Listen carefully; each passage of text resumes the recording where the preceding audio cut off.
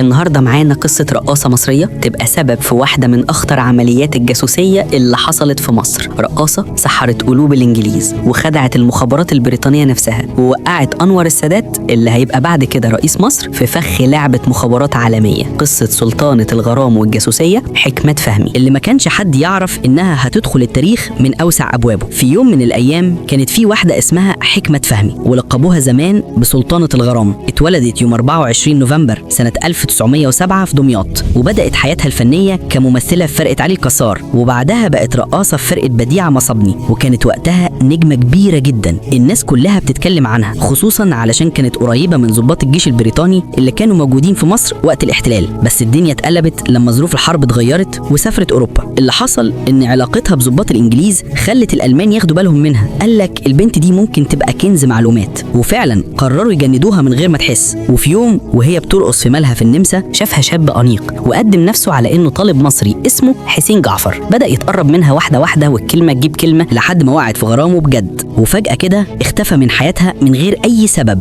لكن المفاجأة الكبيرة إنه حسين جعفر ما كانش مصري أصلا، ده كان ضابط ألماني اسمه إبلر. أمه وأبوه ألمان، بس أمه كانت اشتغلت زمان في بورسعيد واتجوزت محامي مصري، وهناك اتبناه الراجل المصري وسماه حسين جعفر. ولما رجع ألمانيا المخابرات الألمانية جندته لأنه بيعرف عربي كويس جدا، وأول مهمة كلفوه بيها كانت تجنيد حكمة فهمي عشان يعرف منها خطط الإنجليز في مصر. مع بداية الحرب العالمية الثانية حكمة رجعت مصر تاني واشتغلت ترقص في مالها الكونتيننتال، وفي الوقت ده دخل إبلر مصر هو وزميله مونكاستر متنكرين في هيئة ضباط بريطانيين. ولما شاف إنها بتكره الإنجليز جدا قال لها الحقيقة كلها، أنا جاسوس ألماني وبشتغل بأوامر رومل القائد الألماني اللي قريب من العلمين. وساعتها وافقت حكمة تساعد الألمان، استأجرت عوامة جنب عوامتها عشان إبلر يستخدمها في إرسال الرسائل لألمانيا بجهاز لاسلكي، بس الجهاز باظ فقالت له استنى أنا أعرف حد ممكن يصلحه. افتكرت حسن عزت صديق الضابط أنور السادات وقتها. السادات وافق يساعدهم لأنه كان بيكره الإنجليز جدا، وخد الجهاز في شنطته ووداه بيته في كوبري القبة. وفي الوقت ده كانت حكمة بتستغل إعجاب واحد اسمه الميجور سميث بيها، ضابط بريطاني كان مغرم بيها جدا. وفي ليلة من الليالي قال لها إنه مسافر للجبهة، فقررت تلعب لعبتها الأخيرة، لغت رقصتها وقضت السهرة معاه في عوامتها وحطت له مخدر في كاس الويسكي، وخدت منه تقرير خطير جدا في كل المعلومات عن القوات البريطانية اللي رايحة الاسكندرية والعلمين، وجريت بيه على طول على إبلر وسلمته التقرير بإيدها. بس الدنيا اتقلبت بعد كده، واللي كشف اللعبة بتاعت حكمة فهمي كانت رقاصة فرنسية يهودية اسمها إيفات، كانت على علاقة بإبلر وسمعته بيتكلم ألماني عن جهاز الإرسال والمعلومات اللي عنده، فرجعت وبلغت الوكالة اليهودية في مصر اللي بدورها بلغت المخابرات البريطانية. وفعلا اتقبض على إبلر ومونكاستر وحكمة فهمي، وحتى أنور السادات نفسه اتقبض عليه. السادات أنكر إنه يعرف إنهم جواسيس، لكن رغم كده صدر قرار ملكي بفصله من الجيش واتسحبت منه كل رتبه العسكرية. وفي السجن اتجمعوا كلهم، حكمة، إبلر، مونكاستر، السادات وحسن عزت. ولما تشرشل جه مصر بنفسه طلب يشوف الجواسيس وقال لهم لو اعترفتوا بسر الشفرة مفيش حد منكم هيتعدم. وفعلا اعترفوا، وده اللي ساعد الإنجليز إنهم يخدعوا رومل ثعلب الصحراء في معركة العلمين. بعدها إبلر ومونكاستر رجعوا ألمانيا، أما حكمة فهمي فدفعت رشوة 200 جنيه وخرجت من السجن، بس خرجت مكسورة ومحبطة بعد كل اللي حصل، وماتت يوم 22 يونيو 1974 واتعمل عنها فيلم باسمها حكمة فهمي بطولة نادية الجندي.